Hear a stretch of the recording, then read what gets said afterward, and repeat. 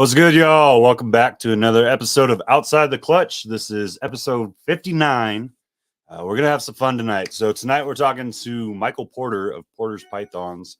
He's one of the first people that I really had the pleasure of meeting when I first came back to the industry. He was vending at the Pomona Reptile Super Show, and the way I'm not going to say work the crowd, but like the way he talked to everybody, the way he took the time to really reach out to the kids, this amazing 4,000 plus gram piebald that he loves dearly.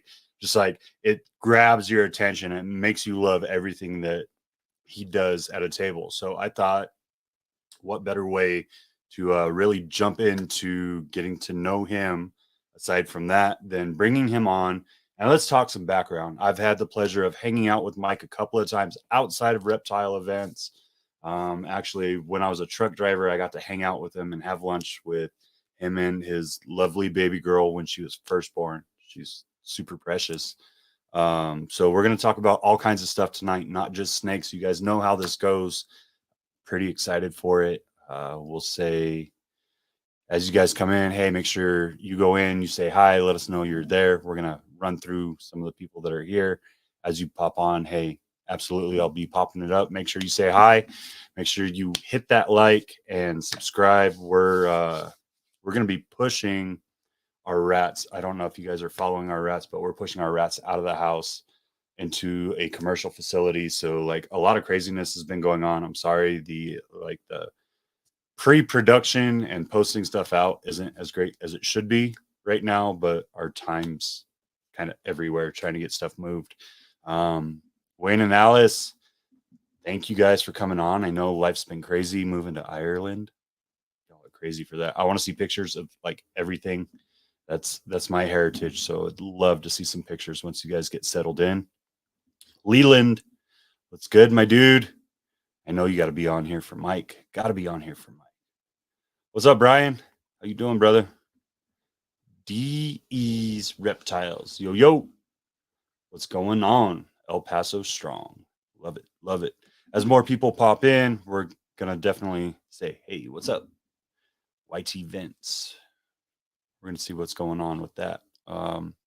So let's jump into this. You guys know that husbandry is like the most important part of taking care of your animals. You can't be successful without the proper husbandry, and I really don't think you can give the proper husbandry without the proper tools. Here at Outside the Clutch, we're honored to be sponsored by VivTech. Are you ready for innovation? Tired of the same boring product that's been used for 30 years?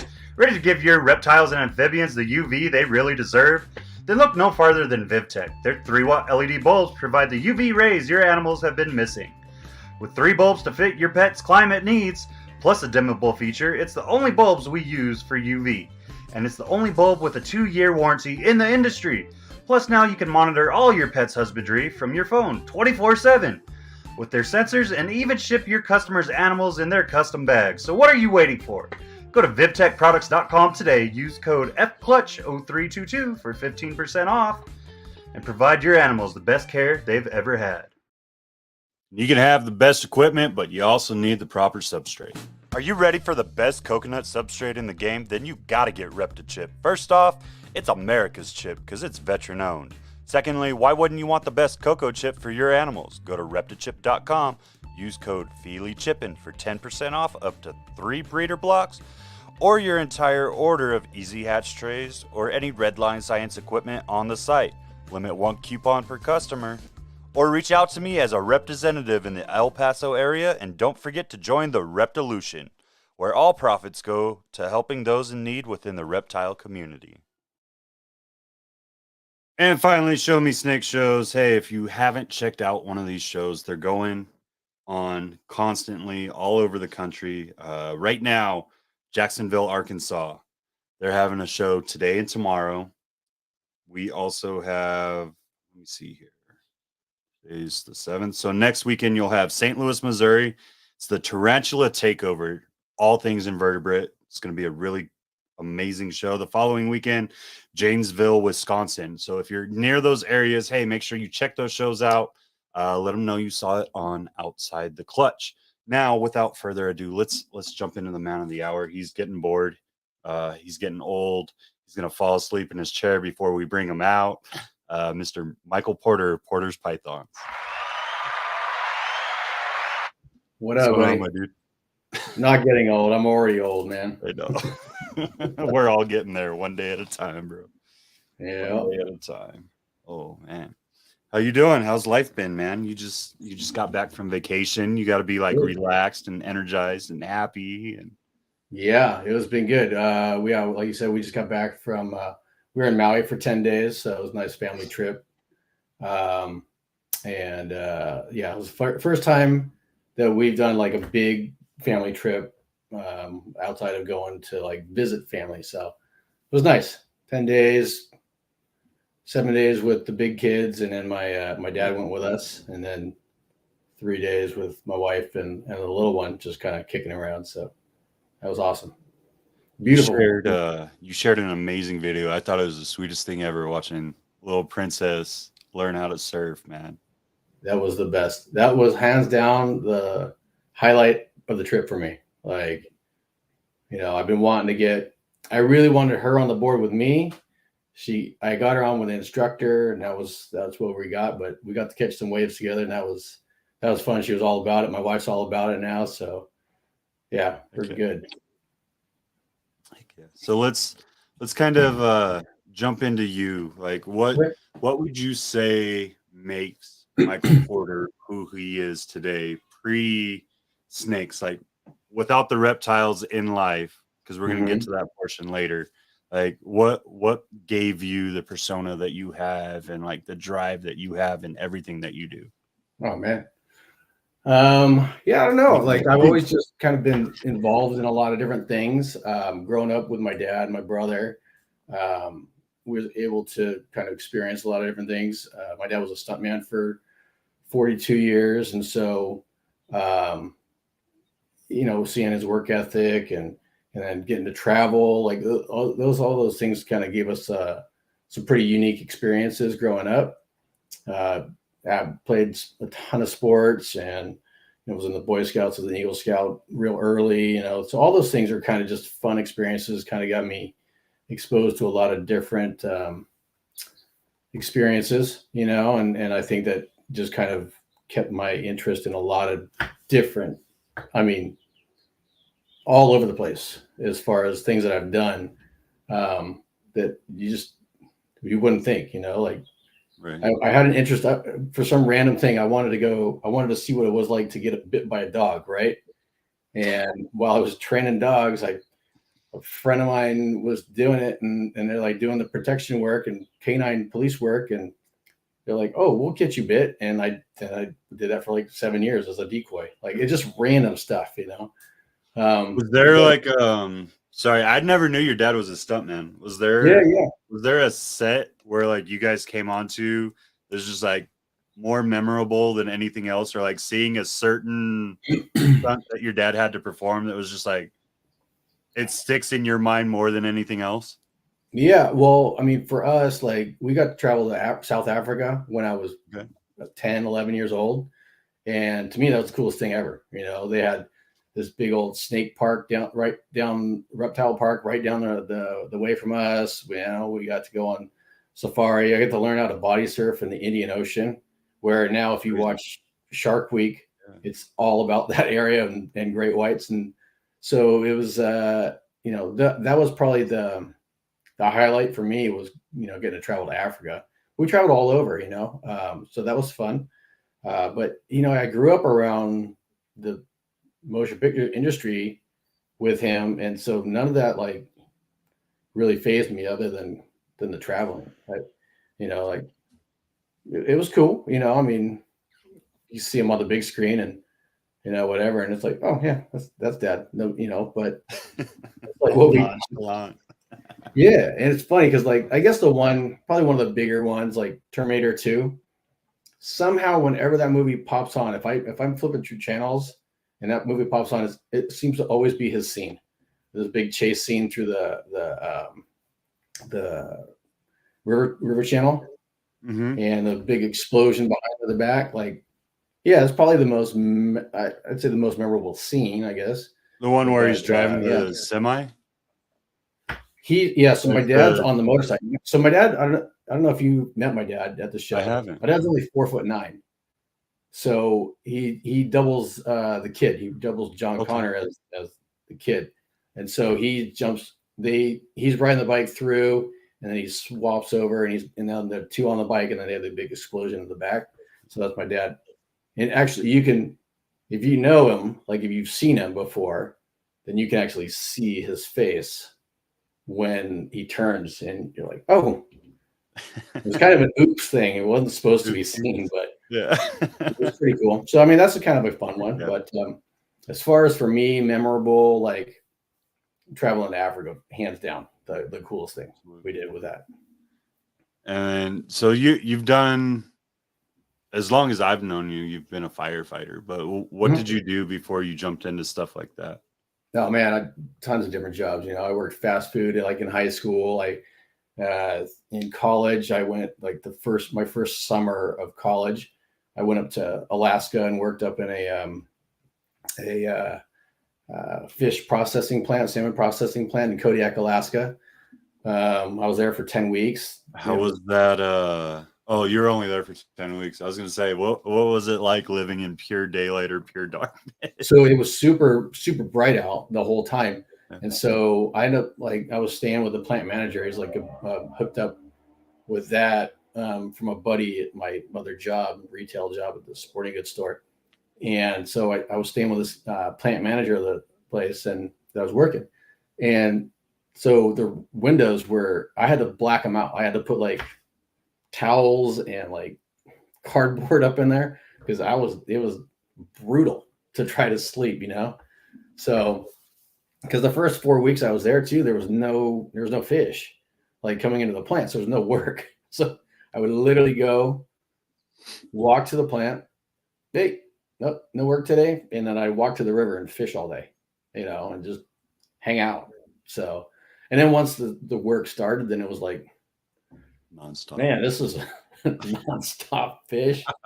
It was pretty brutal, So, but so it was fun, fun experience, and then I went back home, and nothing like going from 50, 60 degree weather to triple digits like overnight. There's nothing like it. Highly recommended. Oh, that sounds horrible. It was brutal, yeah.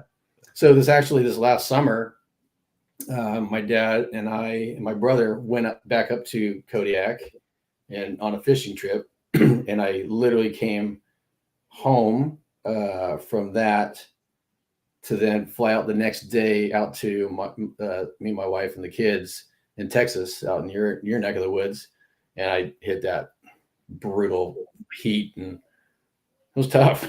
It was a tough week. We're known for that. We like to leave an impression on our visitors. Yes, you did. Yeah, it's called heat stroke, but yeah, whatever. But that was fun. I mean, those were all good experiences. Like I said, I got to try and do a lot of different things when I was growing up. So that was, I think, what kind of makes me a little bit. I like to think well-rounded, I like that.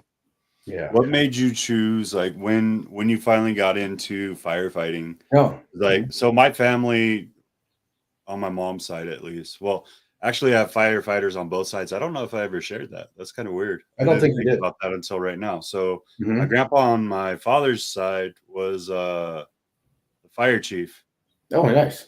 for his town up in Massachusetts. Mhm. And then my grandpa, my grandma, my aunts, and my mom were all volunteer firefighters in the town that I grew up in. Oh, that's cool. So No, I don't think you ever told me that. That's cool. Yeah. So I guess at the time I was going to school, and I took just an elective class in college as an EMT.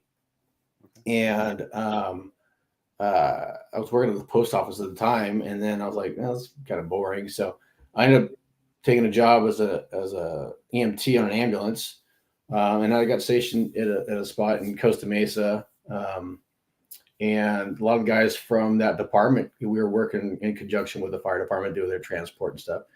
And a lot of guys there kind of took me under their wing and introduced me, because I was thinking, oh man, I'll be a paramedic. That'd be cool. And it is cool. And I am a paramedic, but they kind of pointed me towards, you can do the private paramedic side, and then you can do the fire department paramedic side. And that was the path they kind of like guided me towards. And yeah, I haven't looked back. So I was actually, so I started in like 99 as an EMT. Yeah, in 99 as an EMT. And then by 2001, actually during 9/11, I was halfway through my fire academy when that incident took place. And I remember exactly where I was and driving to the academy, and it was a weird deal. And from then on, I haven't looked back. This is what I want to do for the rest of my life. And so I've been a firefighter to some degree since January of 2002, and a paramedic since January of 2003. So yeah. And then you also you've had the opportunity to do travel firefighting, right? Like there's a couple of times where we were talking and it was like, hey, I might be here for this fire, I might be there for that, I thought. Well, yeah, that's just part of fighting fires. And in California, really, it's not just Southern California, but we travel up and down the state. If a call comes, and it's weird how it works. It seems like there's times where I'll be driving northbound on the 5 freeway up to Northern California, and we'll see units coming southbound to our fires, and we go to their fires, and it's just the way the orders come, and sometimes they're staged. But yeah, that's the travel. It's not really like. I guess there was I think department talk about guys wanting to go to like Australia a couple of years ago, and there's a bunch of wildfires down there. But no, our travel is pretty much just up and down the state. Seems like I have a second residence up in Redding, California, but yeah, every summer, it seems like every summer. I think last summer was the first time I haven't been to Northern California in the last 6 or 7 years. So. But it's probably a good thing. I think Northern Cali needs a little bit of a break. We all do, yeah, for sure, yeah. Absolutely.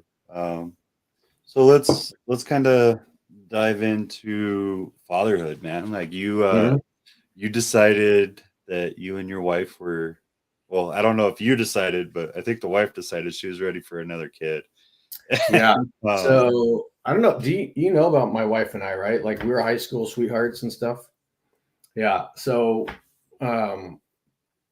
we been knowing each other since junior high, and did all through high school. And then we split and did our own thing. She got married. She was married for I think 15 years or something.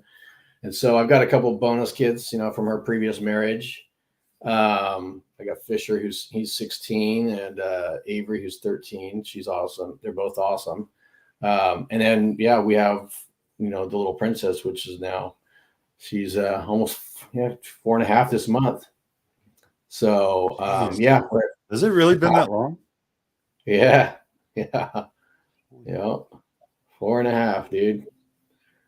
Which it's like everyone told me, oh man, time flies, it goes so fast. And I'm like, well, people knew what they're talking about. It is like flying by, but it's awesome. She's everything. I love it. I love being a dad. I love coming home, and doesn't matter if I've been busy or, had a busy shift or a crappy shift or whatever, I come home and it's daddy time, daddy and husband time. And my wife works from home now. So yeah, I just try to come home and take over daddy role, and it's off to the park. It's off taking her fishing or whatever, I mean, now we'll be getting out there, getting her surfing, so yes. Yeah. So yeah, anything I can get her to do, I do. Like we've been doing some gardening and planting stuff, and I built this It's like a big planter. I don't know if I have pictures of it on there, but it's like a big 55-gallon drum, and you make like a planter out of it. And so I'm teaching her how to use a jigsaw and a drill today. It's awesome. Like every experience I can get her to do, and I can help her learn and just expose her to all sorts of fun stuff. Like I'm all about it, you know. So I think that's awesome, dude. Like I've said it to my wife myself.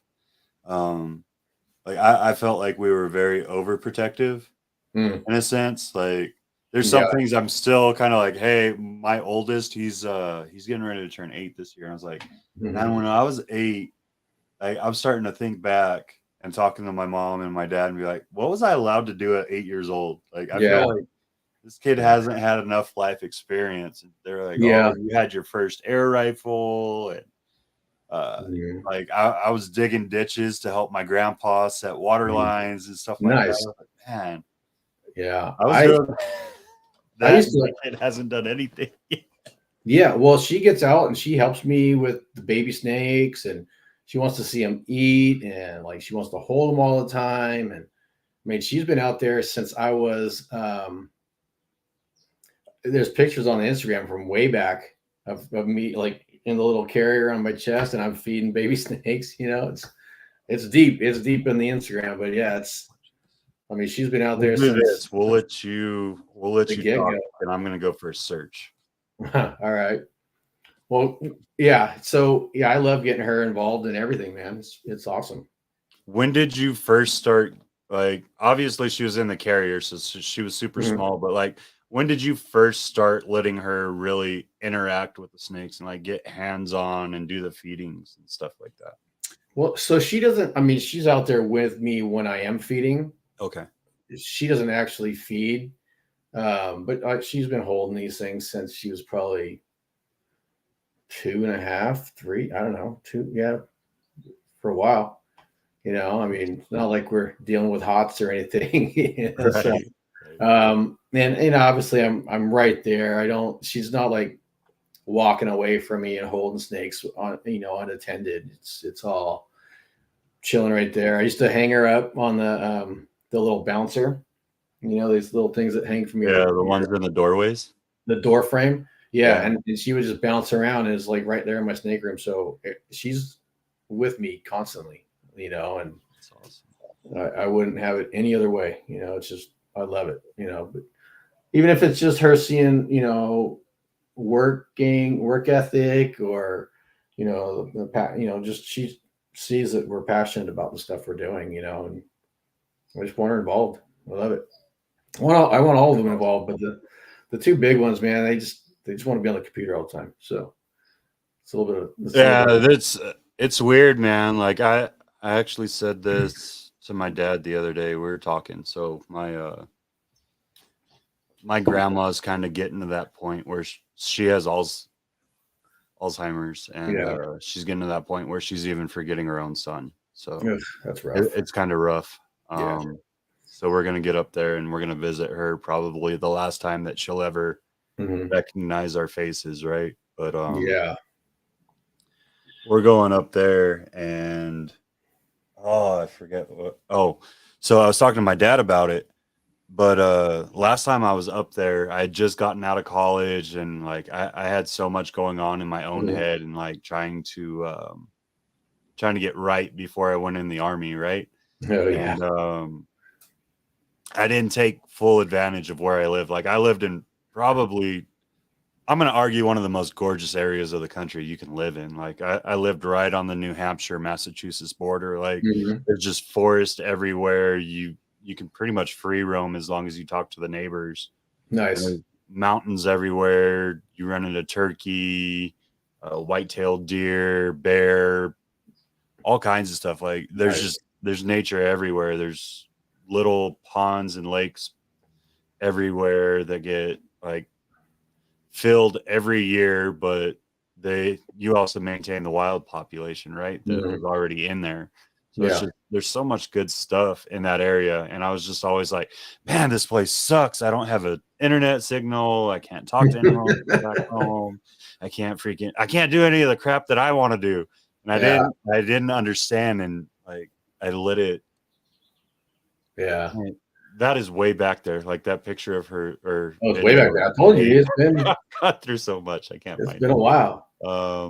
But like if we Hold on a second, buddy. yeah. Yeah, Mom. There's a snake in here Okay. in the kitchen. Okay. I'll be right there. I'm on a call, Mom.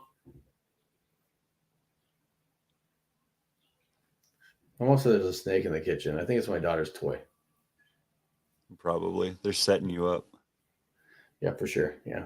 But, yeah. But like it was just one of those things, you know, like Yeah. I don't think when I'm not gonna say I was super young, like I was early 20s, so I should have taken more advantage of it, Yeah. but I just didn't because of the mindset at the time. And that's super cute. Yeah. See, that's where I Very enjoy. Like, I grew up pre all that, so it was just outside, like, yeah. So that's her on the old jumper, way back in the day. That yeah, my little MacGyver deal. But I mean, that's the start of it, Like, she's been out there since then with me, So, and so she actually saw live, because I feed live, so she saw live feedings the other day, and she was okay with it. Like, she knows that the snakes are there. She knows that they have to eat and whatnot. So, and she didn't seem like she was bothered by it. It was good. So I think that's a important factor too, man. Like I had to explain to the kids the other day about because of it, because they watched and like they used to help me when I did frozen thawed, but I never, since we started live again because we breed, I haven't had them in there because of the joy of what happens, right? Yeah. The little squeals and stuff. Yeah. And, so I wait till everyone's in bed and I do all that. Yeah. But so my daughter wasn't fully asleep and I thought she was out, and her room's right across from the snake room. And she walks in and she looks and she's like, "Oh, a snake's eating?" I was like, "Yeah, princess. So the rat's dead?" I was like, "No." And I had to like kind of sit down in the middle of the night and explain the whole process and explain like life and death. And then they saw us package frozen thawed. They like ran into my garage and watched me package frozen thawed, and they're like, "So those are alive?" And I was like, "No, I said asleep because I wasn't thinking about it, and it was right before their bedtime." Yeah. They're like, "Oh, we don't want to go sleep. We don't want to go sleep." I was like, No, Daddy. how do I tell them this? Okay, so I put them in this chamber and it makes them go to the long sleep, not like night sleep, but the long sleep. Right. Yeah. It's called the long sleep, I guess. It was a catastrophe. Like one of those moments you look back on, you're like, if I had it back, I could probably word it better, but I don't know how to word it in the moment. That's tough. I mean, you get caught off guard like that. Like, no. But so I fed a few on top, and so she'll hear the strike, a little bit of a squeal. I mean, I got some pretty big girls, so they hammer these rats pretty quick, and she's seen the bins when I get the rats, delivery or whatever. So she's seen them. She calls them like snake food and all that stuff. So it's been good, like, understanding that stuff. And but yeah, she actually, so I did some lower ones on the rack, and she was good. Didn't seem too bad. She was more like, that was fast, and so that's the other reason I like ASFs. There's no no squeak. Yeah, and like for me, like I don't get a joy out of the killing. No, I don't either. I had pet rats as a kid, like I don't enjoy the death part of it, but it's just, for me, it's feeding lives a matter of convenience. It's so much faster and easier for me. And but other than that, like I don't enjoy it. Like I enjoy that my snakes eat well, but I don't enjoy the killing part, but Absolutely. No, I it's get part that of it. If you're going to be a 100%. keeper, you got to do it. So one I way or got another. That's the hardest part. Like my partners have to do like for all the breeders. I can't call my breeders once they're retired. No, really? I have to walk away because I literally treat them all as pets. Like I'll have rats Yeah, up on my yeah. shoulder and I'll love on them while I'm cleaning their bins. Yeah. I had a rack, just a little 8-stack rack year for like 6 or 7 years. And so when I only had like 15, 12, 15, maybe 20 snakes, it was perfect. Like I would maybe outsource, you know, once a month. And so that kind of introduced new genetics into the rats, but it was also like, supplement. But then it turned into, okay, now my collection is a little bit bigger. And now it's just feeding the holdbacks are growing really, really well kind of stuff. But I would call the breeders that girl Elvira you mentioned in the intro, like Mhm. she'll take down a breeder rat. It's no joke. Like now it's not not often, Right. maybe I mean we're talking once every But that's a big girl. Like I remember when Elvira, she was what, like I think yes, she was like 42, 45 yeah, when you had yeah, weighed her before that super show, something like yeah. At one point I had her, I think she was at like 4,800 grams or something like that. She had a clutch last season, so she dropped some weight, but just put that back on. But yeah, I've got a few girls that are that 4,000 plus range, just monsters, but they get fed well, and some of them aren't. Some of them I'm not even breeding, and they just eat and massive. like, oh, save you for another part of the different project or whatever, and then it's like sometimes I gotta just cut bait and move them off or whatever. But I'm too sentimental. Like all my snakes are named, you know. Yeah, It's one of the hard things about the game or the yeah, business that we play in, but yeah, for sure. it is what it is. So I, let's dive into snakes. We've kind of toyed around it the whole time, but Mhm. what got you into reptiles initially? like I said, I've had all kinds of animals, pets growing up. I mean, I had snakes as a kid. I had rats. I mean, dogs, cats, dogs, everything. I mean, I've had every kind of pet, and which was cool. That was just again those multiple experiences that I was able to have and exposed to, and so yeah, maybe was it in 2009? My buddy and I and my ex girlfriend, we all went to a reptile show, just a random thing. I'd never been to one or whatever, and she had never held a snake, and we ended up somehow getting a pair of Dumeral boas. And I'm like, oh, okay, weird, like just a weird thing. But we had those for a while, and then like seemed like over the course of the next 6, 8 months, we got a few more snakes, and then we got our first ball python was actually in 2009. So I think the Dumerals were in like 2008. But the first ball python was in 2009, and it was pastel yellow belly male. I'm like, this thing is beautiful. She was all goo goo gaga over it. It was bright black and yellow, and it was a beautiful snake. And maybe 6 months later, I got another one. I got my first pinstripe girl, and just looking online, looking at different ways of taking care of them, husbandry, all the needs, all that stuff, just doing more research on them. I started seeing pictures of different snakes, and I saw this thing blew me away. It was a lemon blast ball python. And I thought, man, so if I breed this one with this one, I can make that super cool, and that's what got me started, was Hold on, I seeing all want them. everyone to rehear that. Now, granted, we understand the timeline, but I want everyone to rehear that. He Yeah. said the lemon blast is what blew him away.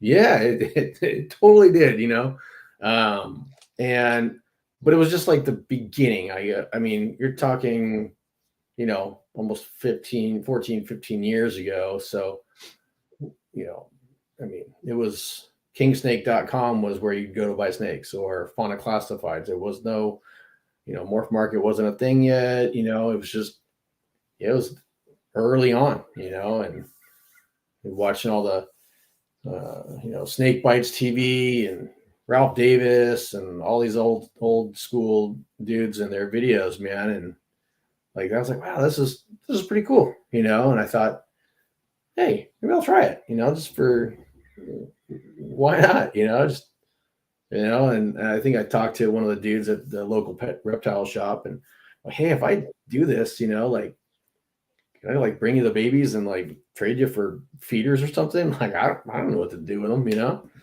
And yeah, and start off with that. And that was how it started off. And so when I got that first ball python, man, it was 2 years before of just doing whatever research I could do and finding all the fact finding. And back then, man, you couldn't get people.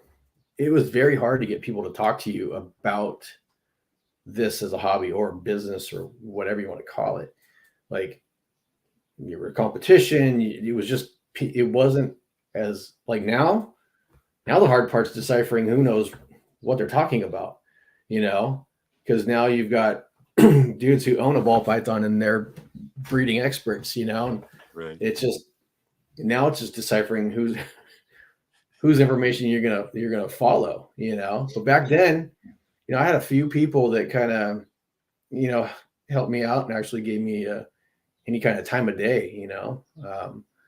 And that's how it started. So 2 years, and then finally, hey, I'm gonna do it. And I bought a few girls. I kind of during that 2 years, I bought some bigger females, you know, big normal females and stuff people were selling off, and you know, that's what started it. And I had 4 clutches my first season. And I thought, it's pretty cool, you know. I got 12 eggs out of my first ever clutch. And I'm like, wow, all right, you know. So it was good. I didn't get so it was a pastel yellow belly male to a normal female, and I didn't get one single normal in that clutch.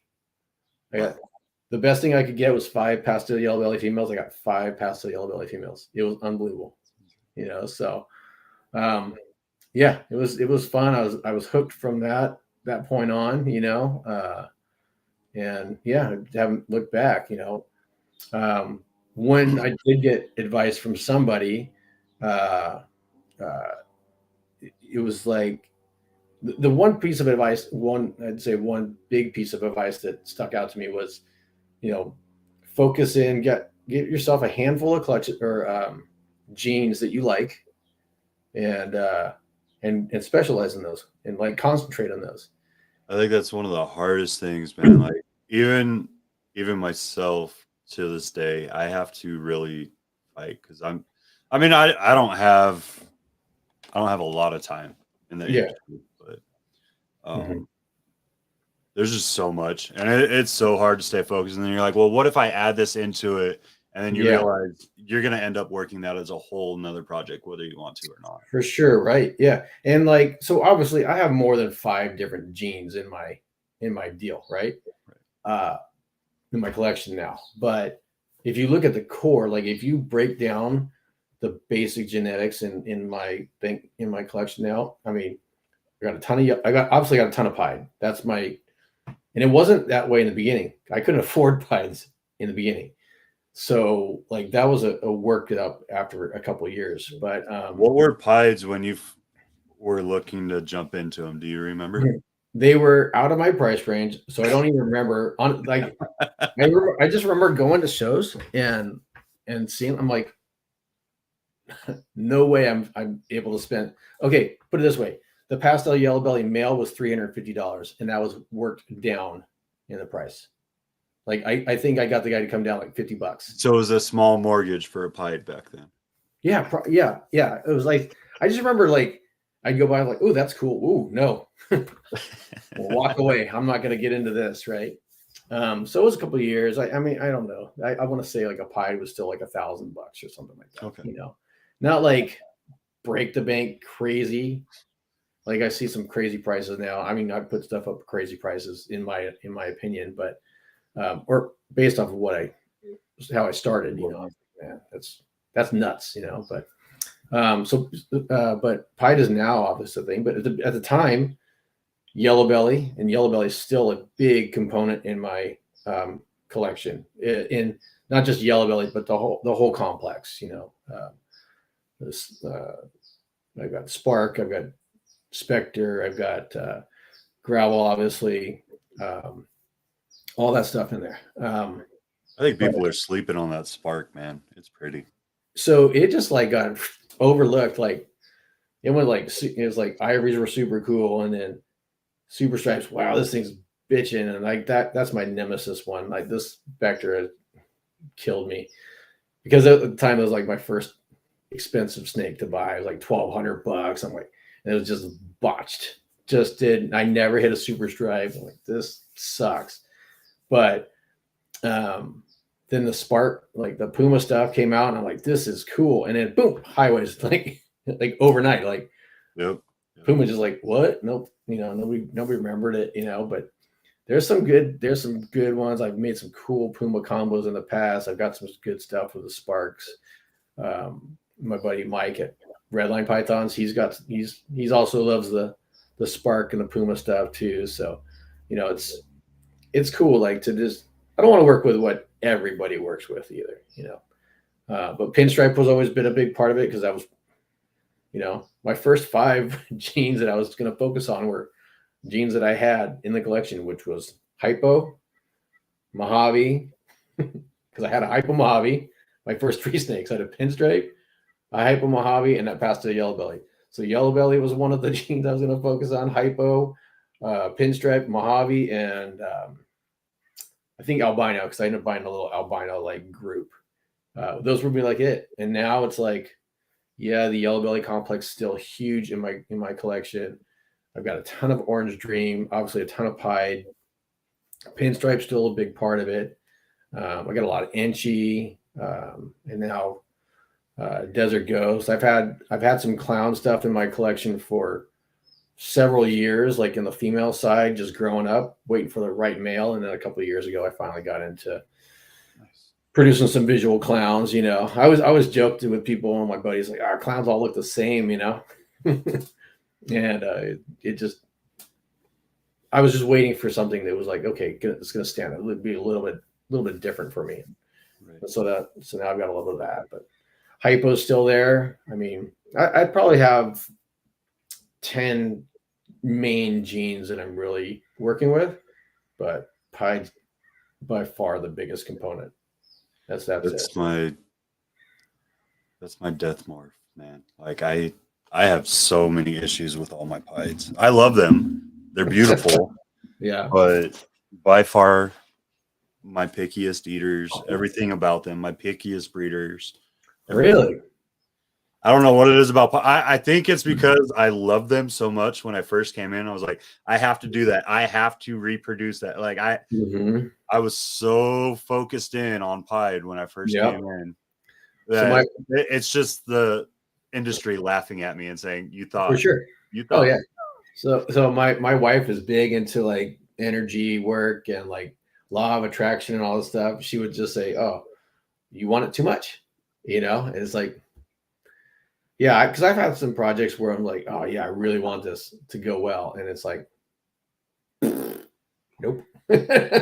some were not. But I remember when I first started, like I remember people telling me like, Pied females are terrible eaters and all that stuff. I'm like, but now I look at it like years later, I'm like, I don't think you get to this with it being a terrible eater. Like, yeah. If 2 grown men can hold a snake, they're not terrible eaters. Yeah. That girl, that, like I said, she's maxed out. I mean, because I don't weigh them often, every once in a while, just out of curiosity, I'll weigh one, Right. And I think she's almost maxed out at 5,000 grams. I think it's like 48 something, but yeah, you don't get that way by being a bad eater, so.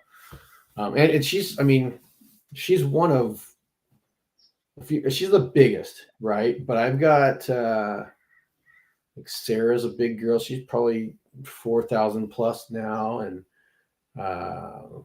Patsy's pastel Pied. She's probably 35 plus. So I've got some big Pied girls, but yeah, that I don't have issues with them eating, but that was something that was always told to me. And at the time, it really didn't matter because I couldn't afford them anyways. So I was like, whatever, we'll deal with them anyways. But yeah, then I got into them. But that So girl did you actually get into bought, hets when you finally decided to go the pied route, or did um, you buy one outright? so that's one of the first pies I bought was Elvira, and she was like a big girl when I bought her. Um, but then I bought a group. Um, I bought a 1.2. I bought a pastel pied and a couple pied females, and then what I ended up doing was I took that pastel pied and I bred it to a couple of things. So I finally made a lemon blast like my third or fourth. I think it was my third season. Because it was like it was what brought me into like the hub. Like, oh, this is what drew me in. But it wasn't until like my third season until I finally made them. But I made them het pied. So I early on when I started working with pieds, I started to like I could have just put that pastel pied boy to all. I had 3 pied females at that time, and I could have just made 3 clutches of solid pied, that and but I kind of at least had enough forethought to let me split some other boys with some of these girls and let's make some stuff for the future, because um, I kick myself because the guy that kind of answered some questions for me early on, I talked to him. I'm like, hey, I have this hypo Mojave and I have this pied. What do you think? What would I, and it was back in the time when I was like, hey, what would I get if I, bred these? And he's like, oh man, I wouldn't do that project. Um, it's going to be a long-term project, whatever, hypopides. This is probably back in 2012, 2013, maybe 13. And so like I kick myself and I tell You would have people, been at the forefront. Yeah. if there's a project that you want and are into and whatever, like you should go for it. Like I won't let myself get talked out of stuff anymore. Like I may call you up and say, hey, John, what do you think about this? Or talk. I got some buddies that I'll call up and say, hey, what do you think about this? Or, have you seen this before? Or what do you think? Maybe we'll discuss it. But now it's like, if there's a project that I want to do, I'm doing it because that I would have been on the beginning stages of hypopide stuff, and so now I'm like 10 years later, I'm like, all right, I've got hypopide stuff now, but trying to make And it's still like I love you're it still just seeing the basics out of hypopides. You're not really for seeing sure. a Yeah. lot yet. So there's so Yeah. much you could have done. Like that's 10 years ago, man. 11. Like Yeah. you Even if that was like a 4-year project, let's say a 4-year project, I would have had 6 years of having these animals in the mix and adding more genes to it and adding Orange Dream to it or adding Mojave or whatever, but so that's the big thing, man. That's one of the things like I'll tell people, hey, if you got something, go for it. And like when you are looking at getting into this, people will tell you, there's another piece of advice that everyone will say, like, work with what you love, right? Work with what you're passionate about. Well, if you like, I'll put it nicely, the garbage gene, and you're the only one who likes the garbage gene, you're going to have a rack full of garbage snake, right? There has to be a balance between what you like and what's in the market, what the market likes. If you're going to sell them, if you're just going to breed them and keep them for yourself, by all means, breed whatever you want. But if you are going to, to try to sell them or whatever, then you have to. There has to be a balance, So for me, luckily, people love pieds and those kinds of things. So it's been easy for me to do that. But it's just getting into it. So many different pieces of advice. Like you have to decipher. Well, what does that advice really mean for me? So. But with so many people out in California, do you think this is, I know we said no drama.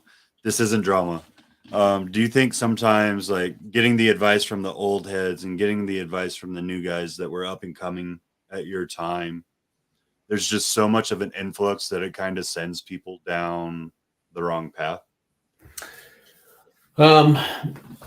Yeah, maybe. I know a lot of people who, I think one of the big things is like getting in and not having a direction. And so you Right. just buy all these snakes, right? And so let's say, and to me, like I've talked people out of buying snakes from me on certain instances. I love that. I'm I, sorry, not like in a bad way, but I love that because no, not a yeah. lot of Well, people do. after like, cause like I don't want to like, yeah, I'm happy to sell a snake, right? It's fine. And I would say I'd say a big portion of our pet owners. So it's not that big a deal, right? But when you get that people who want to get into breeding, have an idea that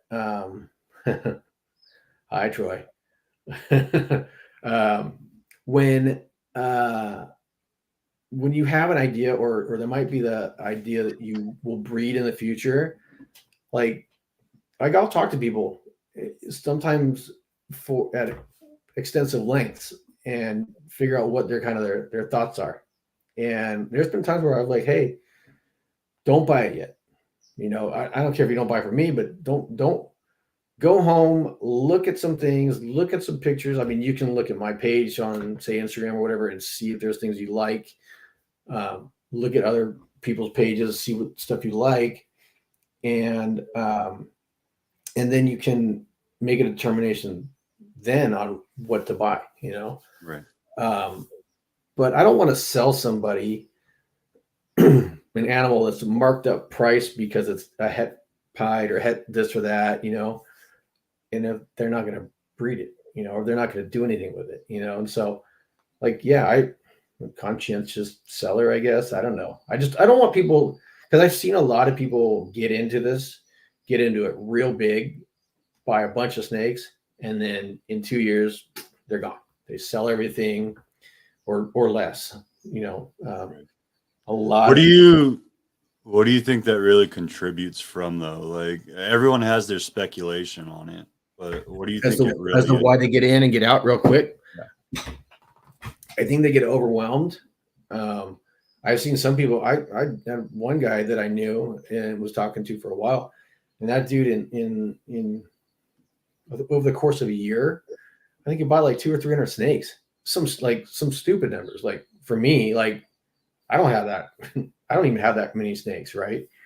Um, but buying too many animals, not having the contacts to go and buy, bulk like feeders at a bulk rate or something like that. Space. I think a lot of these people get into it in times of their lives where they're not established, either Right. with their profession or whatever. And so different things just pull people different ways. Um, I've so my buddy, even I think you met Terrell, right? Aiden's morphing pythons. You met Mhm. Terrell, I think. Um, I have his collection with me right now because he's on an aircraft carrier. I don't, I don't, you can't have a snake rack on an aircraft carrier. So luckily he didn't have to sell everything. We talked about a setup where, I've had his collection for the last couple of years while he's deployed, and so, um, it sounds like this end of this season he'll be getting his animals back, which is good. But I mean, that could have easily turned into him dropping a bunch of money on animals. And if he didn't have someone that was able to or willing to take him in, then he'd have to sell them too. And it's happens all the time. Troy, You missed it, Troy. Troy needs to watch the beginning of this interview. He needs to get in here on time. You know what I'm saying? Oh man. But I think it's just, life hits you a different I ways. also yelled at him because I forgot cap locks were on. Oh, love it. No, I agree, man. I think a lot of people jump into it. So I know you know my story pretty in depth, like more than most people, because we Yeah, actually talked about it over Mhm. lunch and the spare time. But like when I first came back into snakes, I was a complete mess. Like the fact that I was even like the people that sold me snakes probably shouldn't have sold me snakes at that point. Yeah, But I did something with it, and I did it the right way finally because it Mhm. gave me purpose, and Yeah. that's what I was searching for more than anything at that time. Right. But yeah, man, I think there's so many factors, and I love the fact that you look at more than just, okay, let me get this sale. Like Mhm. one of the things that I've really pushed on, even this last show, like we did amazing this last show. Like Mhm. for a little local show in a not known town, we had people from surrounding towns finally coming in, Nice. all this stuff. But we actually, the one thing I said to the crew behind me, because I'm kind of mentoring someone locally as well, I was like, hey, before you sell any animal, whether it's mine or yours, vet them, make sure they have the setup, make sure they Yeah. have everything going, because I don't want Mhm. any calls back Yeah. about, oh, well, now my snake won't eat, or, Mhm. well, I didn't have a place to put it, so I put it in this and now it's dead, or Yeah. heaven forbid, right? Like something Right. crazy like that. But Yeah. I was like, so just take these, like, here's a list of questions I want you to ask, Mhm. find a way to work them in. Yep. And then after that, if you feel comfortable with that person, then let that snake. Yeah. We put together like a little, before you buy kind of little fact, whatever question answer sheet, and so we'll hand those out at shows, and it's just like, am I going to breed? Yes or no? It's like a little flow path, and it's like, know who you're buying from, know what genetics you're getting, understand genetics. Like I'll talk to people, hey, what do you know about genetics and recessive genes and all these things, like, before they start getting into this. And because so with that passing up, like some of the people that hey, I'm gonna not, how about you not buy this snake right now? You talking to them like that, you giving them the time of day, you talking and making sure that they're educated before they're buying, it comes back to you. Like they don't buy it this show or this particular day, and now they come back and they buy multiple things from you, or they, now you're mentoring them or teaching them or whatever. And it's good karma, right? It's good all the way around. It's good for the hobby, it's good for the animals, right? I mean, that's the first and foremost. I don't want to sell an animal to someone who's not ready for them, you try and give, even, I don't care if you're coming to my booth and you're buying that $40 pastel or, for your kid's first pet snake, or something, in the thousands of dollars. Like I will talk to anyone, everyone, and help make sure that what they're getting is right for them. But yeah, your case in point too. You gotta make sure that it's right for you. It's working. It's going to be something you're going to get big into or not, because you get those people. And I think one of the other things that people, like I said, get inundated with is they start buying all these animals with no guidance, and they're starting to buy every male under the sun because I got 5 genes in this animal, or I got 4 genes in this animal, and it's super cheap and all this stuff. It's like, what are you gonna do with them? Like, how does that animal, if you're, and I'm talking more from the breeder's standpoint, what Right. are you gonna do with it? Like, was it just, don't buy every animal because it's cheap and think that's a good deal. It's only a good deal if it works for you and what your plans are. Well, that goes back to what you were saying earlier, like focus, like when you were brought in, you were told focus on 5 genes. Yeah. Focus on a handful, something manageable, right? Um, because like I have a lot of pieds, and so I will always be able to produce pieds year after year and just add the genetics to each one. Whereas if I had, 100 different genes, like I'm only able to produce this one Right. once a year, and it's like, or maybe not, so, um, yeah, he had it. There's got to be some planning. You can't, you know, I don't know. So let's jump back to Babyface Porter. And what was like, we all get that rush when we cut eggs or they pip out, Yeah. right? Like that Mhm. that first initial rush, but you always have that one over the years that just kind of stands out to you. Like Mhm. you knew, okay, when that one came out, this is it. Yeah. Like this is what I wanted. This is exactly what I wanted. And Mhm. I actually hit it, like over the moon elated, right? Yep. What was I that got combination for you? it was a I ended up getting 2.1 super gravel het pieds. And so that now I've made a super gravel pied, but the one where I was like, I literally was jumping around like my and so the funny part is, right? So my wife was cutting them. I don't really cut eggs anymore because she gets better luck, better odds than me. And so she cut them. I looked over her shoulder and I was jumping around. Like it was like a literally, oh, well, I don't think I'd ever really done it. I've been excited about them before, but I was jumping around on that one because that was pretty cool because it was something that had been uh, like I got the initial animal. I got a gravel pied from Justin. I bought it as a gravel / yellow belly pied years ago. Produced some animals and then held back stuff, and then through those breedings, ended up producing the gravel, super gravel head, and it's like it's awesome, So I had some animals that I had. It was generational stuff that I had together that did it. So yeah, that would say that was probably the best. I Aha. was waiting for you to say something visual pied, man. I really was. Yeah.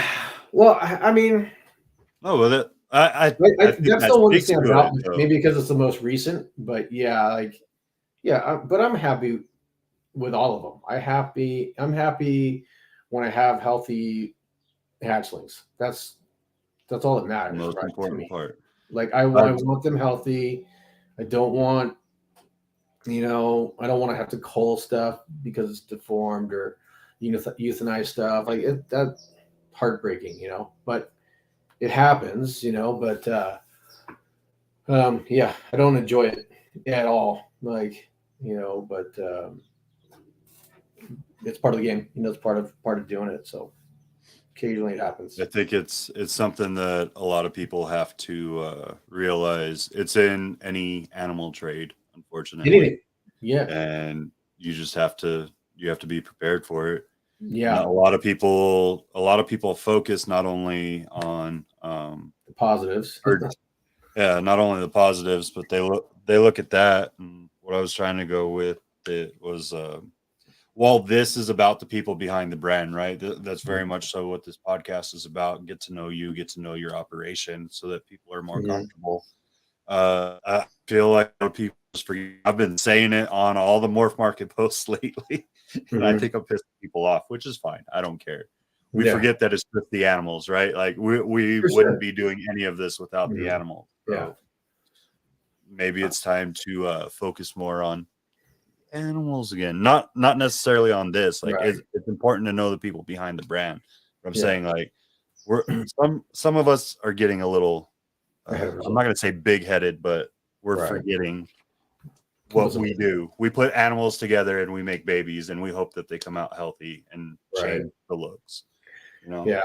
um, I had a hard time, and I still have a hard time with it. So my wife, one of her little, she's very, very much the entrepreneur. She's like a business coach, big into business. I have the hardest time calling myself like a business owner or this is a business. Like she's like, why? I said, well, like you have product, like businesses that sell, they have product, they have inventory. And to me, I'm like, no, you don't view it that way. I've got Elvira and I've got you know, Miguel and whatever the animal, all the snakes names, like that's what I have. I don't have product, and it's just skewed, right? That just was my thought was like, I don't want to think of it that way. I don't want to have to go from work to work, you know, coming back home and Right. go to work. I wanted to just be a hobby. I wanted to be something that, you know, I'm still, I think, smaller scale than, you know, larger scale than some, smaller scale than a lot, you know, but I just, I enjoy it. I enjoy the animals. I enjoyed, you know, putting them together, creating beautiful animals, and people get enjoyment out of it. I love it. You know, it's a ton of fun, but I don't, my livelihood's not based upon it, you know, and I never wanted anything to have like an ID tag or an inventory number or a barcode, you know, like that's what I thought the business was. And she's like, no, you can just be a businessman that cares about your animals. I'm like, okay, that works for me too. So, you know, I think that's amazing. She's got a great perspective on it. I think yeah. a lot of people get too caught up in it, man. Like, Mhm. and we see it, right? Like everyone has a little bit of that. We all have a hoarder's mentality in the first place because of what we do. Right. And you want to keep Yeah. everything back. And Mhm. then you see, well, these guys build up to 4, 5, 1,000 animal Yeah. facilities, right? And you're just like, well, if they can do it, why can't I do it? And it's Mhm. sometimes a bad attitude to have because obviously some Yeah. of us can't handle that. Yeah. I think that people Our get, mentality is great, though. I think people don't understand and see big picture of things like, um, you know, like Miguel's a great example. Like he's a buddy of mine. I've known him since he started in this, and he's got a ton of animals. He's invested a lot, and people used to trash him before, but that dude is a insane businessman. He loves the animals. He had a bunch of capital from other businesses, and I don't think people realize that. They think that you can just buy snakes and have that lifestyle or have what he has, and I don't think they see the the work and everything he put into that beforehand, you know, and just and that goes with, I'm sure that's just a local Plenty of examples. buddy example, and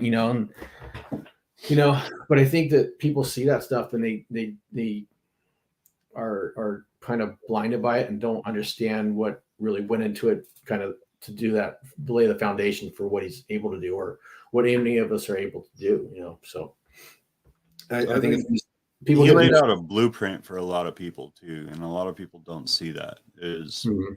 like those that are actually looking at it as a legitimate business, they don't understand the hours that he put in, Oh, traveling yeah, all over the country, into Canada, outside, for sure. Yeah. even before Mexico. Like obviously the big thing Mhm. for him right now is Mexico, but all of that, like he was at every major show. He was going to major facilities all over the Yeah. country, Learning, doing learning everything he could to learn everything. And a lot of people are like, "Oh, I like to watch the YouTube videos," and I learned so much from that. But there's Mhm. only like even with this, like we give you a solid hour, hour and a half of Mhm. content to learn about the person or Right. maybe learn some tricks along the way, right? Mhm. But that hands-on or that in person, like Whoa. the time that I'm with Earl before I Yeah. go to Arlington, like that hour, hour and a half that I get to spend with him before all chaos gets Mhm. unleashed because of the show, Oh I yeah. learned so much more in that hour, hour and a half for the Mhm. year than I do. Like there's things that I'll call him up about throughout the year. I'm like, hey, I know you've told me this like 5 or 6 times this year. Yeah. Yeah. What is going on? I know I'm Right. an idiot. Just tell me I'm dumb. Exactly. Yeah. Do it again. Yep. Yeah. People don't like, exactly. There's editing, and so you edit some of the stuff that's like no one wants to see the base work. They just want to see this part. You know, they want to see the house. Not They don't want to see the foundation. They want to see the house. You know, and so it's same thing with this. But yeah, I mean, it's obviously doable. You can make a great living doing it. You can do all that stuff. Personally, it's just not for me. You know, personally, this is just a nice small business owner, side business, hobbyist, whatever you want to call it. I just love it, you know, and I I think that's important too because you need it at every level. But the right. fact that you produce what you produce, like we'll pull it up because I have we're gonna talk about your photography and stuff too. I don't think it gets enough love, even though you keep it simple. Trade secret, bro. Beautiful, man. It's beautiful. You could share what you want to share. You don't have to I'm share just it kidding. No, I'm just kidding. It's all done with this, just an iPhone, and it's just on a simple black tile. You know, I'm mindful to not get, you know, if I were to pan down just that much of an angle with my phone, you're gonna see my neighbor's roof line. You're gonna see the power lines. You know, it's all about the angle of the camera and natural light on a perfectly clean background. I mean, it could be you could use a piece of glass, you could use a mirror or whatever, but mine just happened to be a floor tile. But as you go through, you'll know when Southern California is on fire, because that bluey sky with the white puffy clouds is sometimes grayish looking because smoky air, you know. Right. But yeah, it's just I'm a very simple person. Like, as far as like this stuff is concerned, I keep everything extremely simple. You know, I'm not good with editing. I don't do filters. I did do filters for Halloween and someone got mad at me, but but I was just having a little fun with that. But like this, there's no filters. It's just depending on the time of day. You know, we had more of an overcast sky that day as opposed to, you know, the kind of the puffy clouds. Yeah, this one doesn't really like to participate in videos very well. But that's a brand new baby. That's the first one we hatched this season, and she is pretty spectacular. This is the project I'm looking forward to get into. I've been wanting to get into the exanthic pied stuff for a long time, and so this is kind of the first visual animal that I bought from my buddy. I got from my buddy Justin and Valentina. So I named it Valentina. I have a thing now, like some of my animals are named after the breeders or whatever. So like I said, I have a Miguel, I have a Justin, I got a Valentina, I got a bunch of different ones. It's pretty funny. Go through phases. I have a whole bunch of Fast and the Furious character names. I've got whatever. Now I got random ones. My daughter and my daughter's will name and stuff. So, but it's fun. It's just like I said, it's they're pets before anything really to me. So it is funny when it should be, man. I think more people should be okay with just keeping it small and enjoying the animals for the animals. I think too many people have seen obviously you could bring good money in, right? Oh, for sure. Yeah, no, that's a no doubter, but I mean,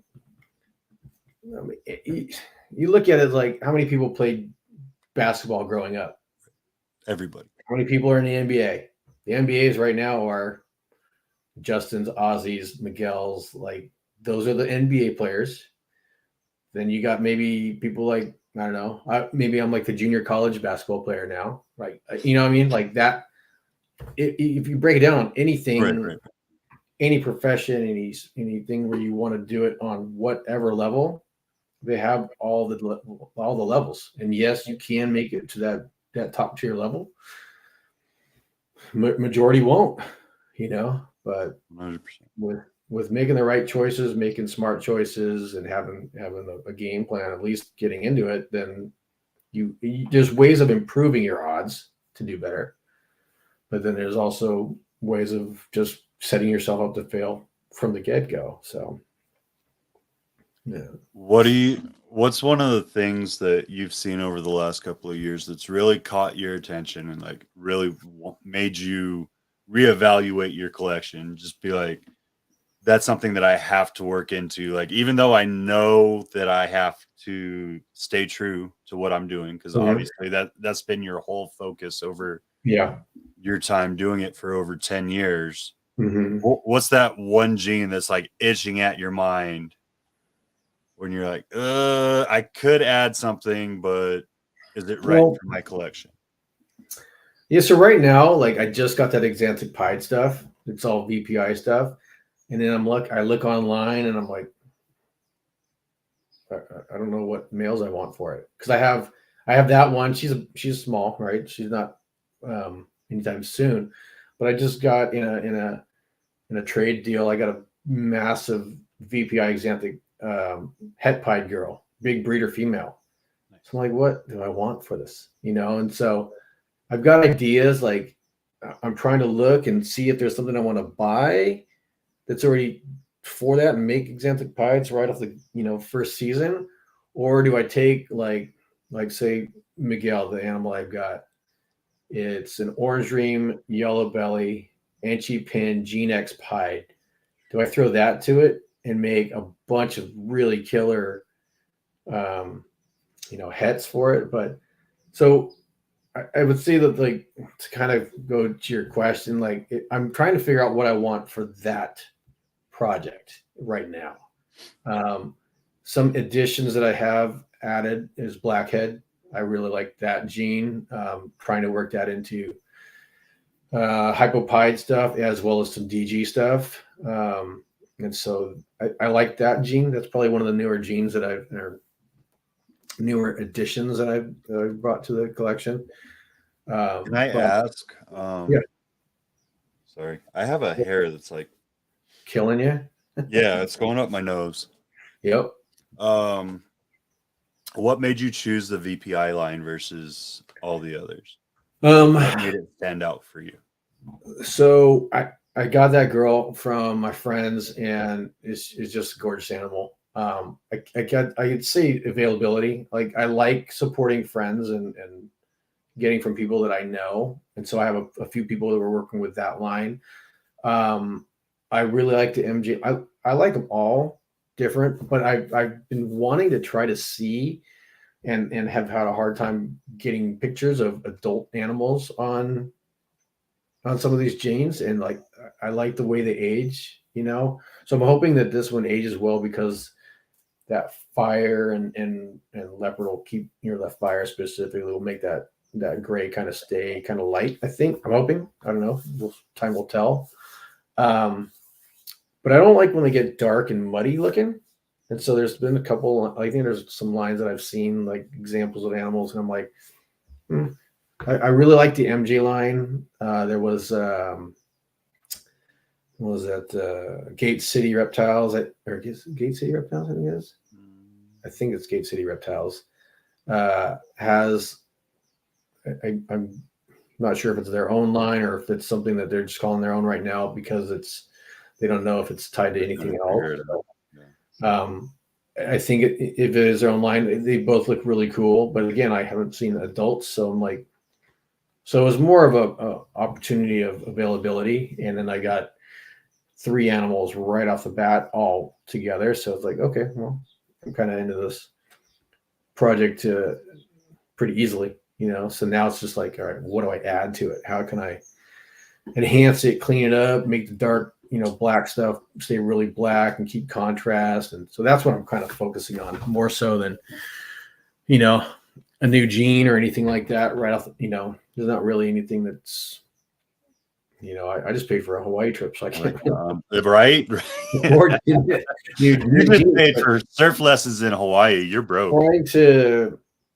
Trying to see how to improve upon what I've got, without getting into, again, like a whole nother gene. Like I said, that we had added the blackhead stuff. That's probably one of the newest adds for me, but I don't know, man. Where'd you pull blackhead from, if you don't mind me asking? Where did I get that blackhead? So I got one from Vivid Pythons. She's growing up right now, so she's probably breeder ready now. I tend to wait until my girls are a little bit bigger. 1,800 grams is generally what I start breeding them at. But I've got a black pastel, blackhead, het pied female, pos het albino. So she'll be in the lineup this next season. My buddy Terrell and I, together, we're working on a project where he has a hypo blackhead het pied. So we're working that together in our hypopide project together. And then I just picked up a blackhead Pastov het DG breeder boy. So I'm looking forward to that one. I think that one will be pretty nice with some of the genes that I have floating around with DG and some hets and stuff like that. So I think So just a couple different spots I got them, but they're nice animals. I really looking forward to that female. I'd like to hit a super black super blackhead pieds. I think like Will Nussman has some really nice. I like his stuff on the blackhead pied stuff. It's really nice. So, but yeah, got them where I can get them. Got a couple of them on trades and stuff like that. So I'm the frugal buyer sometimes. Nothing wrong with that. It's important to be picky about what you bring in. So let's kind of talk about your projects this year for those that you want to, and then I would like to kind of wrap it up with some of the things that you do within the community that maybe some of the people that are going to listen to this or are listening to this don't know about. All right. So I've got a super orange dream fire pied that I produced a couple years ago. I'm trying to get him going for some more super orange dream pied combos. I've got an orange dream special pied boy that I'm trying to get going. I really like the special pied project, even though I don't necessarily care for high white pieds or generally high white animal production. Does the special kind of make it kind of like the spides, like the spider pieds too, or yeah. So spider, the special, oftentimes it's a high white animal, might have a few little marks here and there, but a lot of times it messes her up with the facial patterns, and you'll have like a half white or like a little toupee looking one or whatever. It just seems to really distort the head patterns and stuff. But they're like basically all high white, which generally is not my style. I don't care for it as much, but I'm trying to work that boy into a bunch of edgy stuff with the hopes of bringing that generally a high pattern influencing trait of inchy into the pieds. So I'm hoping that'll work, but it's first time breeder boy is like, we talked about wanting it too much. That's what I think I got to just start forgetting about, because that's what I really want. But yeah, I mean, those are just, I'm trying to hit some Desert Ghost stuff. I've got Orange Dream Fire DG boy that I picked up, and he's being a little stubborn on some of the breeding. I've got a few nice girls that would love to show him a good time, and he's just being stubborn. So I've caught him a few times. Feel that one. There are those little, I call them like ninja breeders. They get in there and they're in and out, and you never see anything. I had my very first project that I bought into was a male albino and a couple, 3 het albino females. And one season I paired them to 2 girls, never saw a lock, got 2 clutches. The next season paired them to 2 different females, one of the same and one of another one. Never saw a lock, got 2 clutches. I'm like, this guy was just in and out. In and out. Done. Never caught him slipping. Oh. And but so I'm kind of hoping for that, but we'll see. I mean, like I said, I don't pay my mortgage with it. It is what it is. If it comes, it comes. If it doesn't, it is what it is. I'm enjoying it. I'm enjoying the animals. Enjoy the time with my daughter out there with the animals, and that's all I can ask. I think that's the most important thing, man. Yeah, I love how involved you have her in everything. Everything. I do not have the capability of controlling the chaos of 3 in this room. Yeah.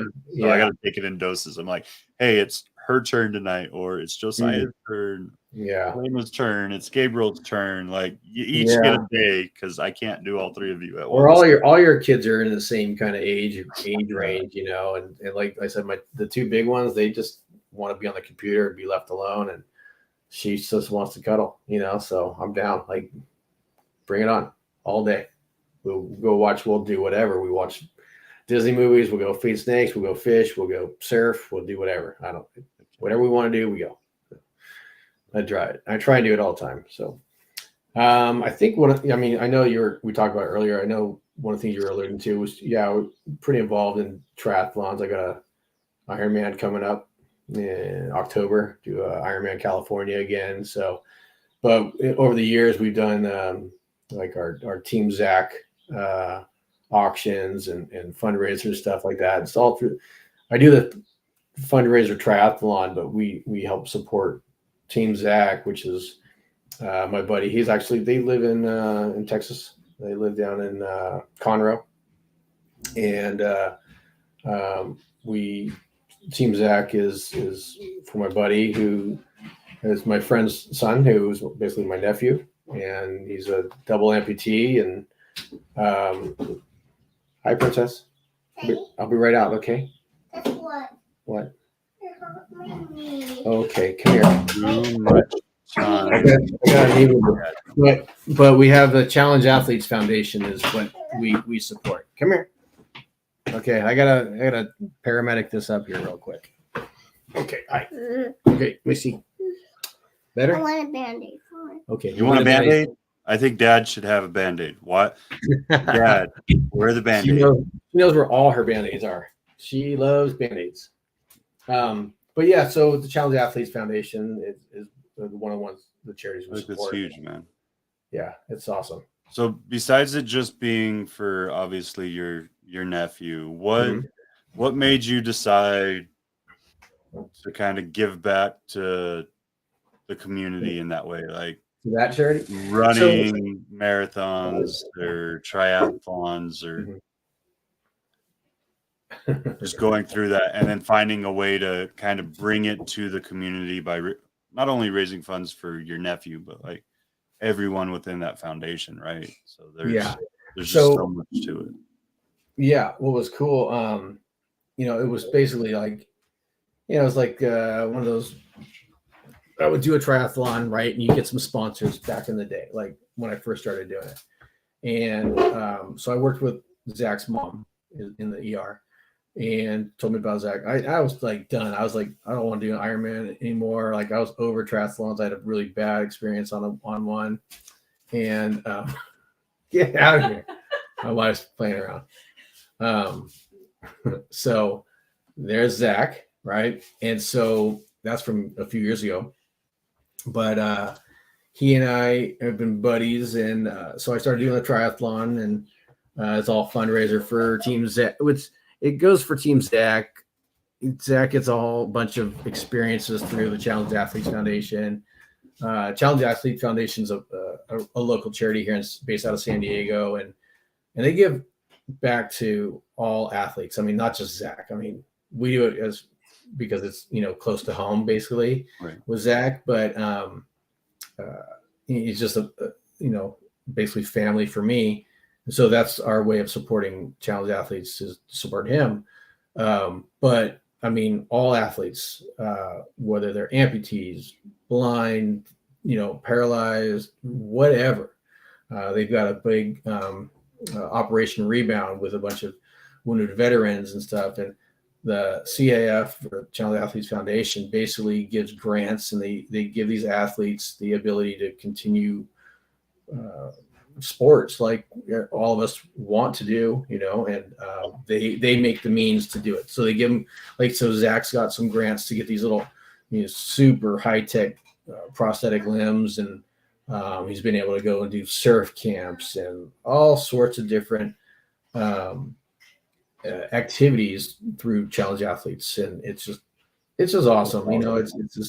It's fun. We're gonna do, my buddies and we do the triathlons anyway, so now we do it to support that. If you ever want to see like the most inspirational thing to do is you go to one of these events that CAF puts on, and it is unbelievable, and so we figured out, like, one year maybe I'll just auction off or raffle off or whatever we called it, a banana pie or whatever. And just, it's like, and people did it, and it's like, okay, all that money just went to whatever the donation was. And then one year, a couple of years actually, Miguel was when he was buying all these collections and then doing the auctions. He's like, hey, come on over and we'll do it at my thing. We'll do it on my page. And like, okay. And we had like it, I was like, I'll donate an animal. And then somebody else was like, well, I want to do that. And then somebody else that I think the first year we did like 29 animals that were just donated. I mean, obviously some people were my friends and like knew me really well. And some people just saw it. And they're like, that's one of the great things about the community, man. So, yeah. And so it grew. And then obviously the COVID kind of kicked that off for a little bit. But yeah, it's something we'll continue to do. But it's a good thing, and it's a great organization to be a part of and support. And yeah, we got the means to do that and raise some money. I mean, I think one year we raised like $11,000 or something like that, just overnight, basically on an auction. It's pretty awesome. So it's amazing. Sorry, I wasn't shaking my head at you. Oh yeah, no, I literally have fireworks going off right now. Oh, nice. Yeah. It's Nice. I love Texas. Yeah. But that's a fun one. It's a fun one to get back to. Heck yeah. No, I love it. I think it's a great cause. I think the fact that you're willing to take time, well, one, put your body on the line for that, because triathlons and the train up are no freaking joke. Yeah, I'm not the best trainer for it. I do. I like to do the Baton Death March. I haven't done it in years. Oh, yeah. Done it since I got out, but hold on now. Okay. Hold on. Okay. It's one that I want to get back to. So I already missed it for this year, but if we're still in El Paso, or even if we move, because we're hoping to finally get this done and get out of the city and be in the country up in the Dallas area. Yeah. But even if we do that, I'm probably going to travel back down and just probably just do the light. I don't think I want to do a heavy ruck on it because my body's ready for that. But you got to build up to it, man. Yeah. Yeah. My buddy and I, my best friend and I are going to do Ironman California. So that'll be another, it's a big long day is what it is. So yeah, you get like, I know for the marathon here, you get all your stuff at like 6 o'clock, 6:30. They do the remaining like surviving Baton Death March members, which I think there's only like, there's like 5 of them left. Like they're starting to drop fast. So they're obviously going to continue it on for the history and everything that it does. Sure. But it's I remember when I was a kid, because I did it in high school for ROTC, and there was still 20 some members from the original. Where do they do it? In Alamogordo, New Mexico. Oh. Yeah. Cool. So they do it on White Sands Missile Range. 26.2 miles and nothing but open sand. It's wonderful. No thanks. I don't run it. No, I don't run it. I just put combo bats on and ruck it. Wow, man. I will not run it ever again. I did it in high school. We ran it, and I did it in like 5.5 hours in high school. And I just ruck it now, and it takes me like 7-8 hours, but is what I've only done, my dad's a big avid run, like he's an avid runner. He's done 80 something marathons. I've only done one marathon, and it was at the end of my Ironman Arizona. So you wanna see what it's like to go into Rhabdo? Yeah. Oh no, I was pretty close to doing that in Boise. I did the Boise half Ironman. So Ironman, like, it's a 2.4 mile swim, 112 miles on a bike, and then a marathon run, at the end. So the half is exactly half of that, distance wise, but it's also half time frame wise too. It is, man, that Boise one was brutal for me. I got super dehydrated. It was not good, and I actually came home from that and talked to my friend Lauren, who's Zach's mom. Told her, if somebody offered me $20 for my bike at the end of that race, I would just given it to him. Like, I was over it. I'm like, I don't want to do another one of these races. It was stupid. I don't ever want to do a race again. Like, it was horrible. I felt terrible. Like it was the worst experience of my life. And she told me about the Challenge Athletes Foundation, triathlon.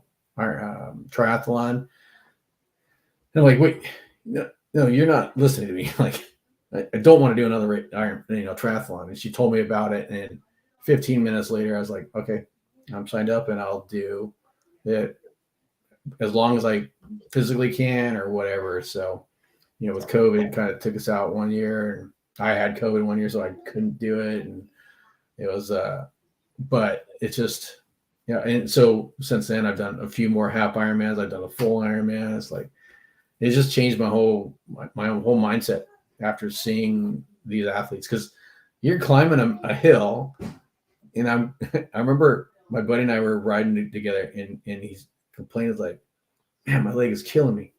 And a dude passed us and said, oh, it'd be nice if my leg could kill me. And he's a single leg amputee, and he's smoking us up this hill. And I'm like, what? What just happened? But these guys have unbelievable personalities, unbelievable senses of humor. It is, it's just like, it's awe-inspiring, to see it. So it's one of the things. Oh man, that's one of the things about the NTC at Fort Irwin. So all their actors are prior combat veterans, right? Yeah. Well, there's this big Samoan dude that's a double amputee, right? And when I was in the military, I don't know why, but he always got attached. And so like we knew each other on a personal basis my last rotation through, because I had to go there like 3-4 times while I was active duty. And so like we're doing the lane, and I'm throwing the tourniquets on his legs, and he grabs me in front of the OC, which is like the guy that like watches you and grades you on your stuff. And he grabs me. He's like, I can't feel my legs. And I grab him back. I'm like, you ain't got no legs. And the OC looks at me and he's like, you can't say like that. And me and the amputee are just looking at each other, laughing. We're like, hey, it's good to see you again, man. And he's like, the OC's looking like, oh, you guys know each other. It's like, yeah, we've been through this a lot of times. Yeah. It's, oh man, it's funny. Like, it's just the sense of humor is on these people, and just like, just seeing them push through any adversity is just like the resilience is on another level. Yeah, what have I got to complain about? Like nothing. I was this close to working for Fort Irwin Fire Department. Almost worked there. That would have been awesome. Yeah, except a lot more. Except for the commute was like 150 miles as opposed to, And you're like in the dead of the high desert, and there's nothing there. And yeah. I've done that drive quite a few times though for the testing process, but yeah, man, I was close. I got hired with the department I'm at now, so it was good. Heck yeah. So for those that have been watching, I hope you guys enjoyed learning more about Michael Porter. I know I learned some stuff I didn't know about today, which is pretty awesome. I always appreciate people that are coming on, and the fact that they allow us into their lives and allow us to see more of who they are. So for those that want to know more about, oh my Lord, wants to know more about Michael, how do we get a hold of you, brother? Easiest thing, honestly, is just hit me up on Instagram. That's the easiest. Like I have a website, but I haven't maintained it in a while. I think it's got availability from like 2015 or something, like something ridiculous. But I have my phone number, so I mean, whatever. But Instagram's generally the easiest. I'm not really a Facebook dude, so Instagram's easy. Message me on there. I'm down to chat anytime. I reply back to everybody, and even if it's not immediate, sometimes work calls or duty calls, whatever. But I'm down to chit chat snakes or give advice. I don't care if you're buying from me or whatever. I'm down. So I love this stuff and love to help people out. So I love it, brother. I appreciate it. I know we had our reschedule and all kinds of craziness. My brain's been fried for the last couple of months. All good, man. It happens. It happens. So I'm glad we finally got it to happen, and you need to get back out this way and come hang out. Oh, and it's have fun. coming. I'm really trying to force that August Pomona so we can get the families together, and I can get my family together with Cusco's family. Yeah. It's been His, years. I think it's his mother-in-law. I think Cusco's mother-in-law is like right around the corner from me. Yeah, he's like literally like he's been down here a few times. He hasn't come over yet because like our schedules are like, never line up. But yeah, I think his in-laws are right around the corner. Okay. So do that. Be fun. Get all of us out there at one time. Absolutely. I mean, we're gonna make the super show. If I gotta max my credit card, we're making the super show. But yay! Yeah. We're gonna get together though for sure. I need another. What was it? The Maui burgers or something like it was something weird. I just know it was a pineapple covered burger that we ate. Oh, when we went to lunch? Yeah. I think we went to Islands. Yeah. Or Islands. Yeah. Yeah. There's some other places that are good. They're better. But that was good too. All right. I hope you enjoyed Michael. Please check him out if you haven't already. He's got amazing pied stuff. He has a lot of other really cool stuff too. So make sure you check him out. I'm gonna throw you in the back real quick, and I'm gonna close out the show, and then I will be all right, buddy. with you, brother. Thanks everyone who joined in. All right, for next week, we're gonna do something a little bit different. Someone I haven't really brought on enough. This is actually the very last person that I have not interviewed from the initial class of 15 Minutes of Lame. So if y'all didn't know, I was with the very first group back in, I think it was 2020.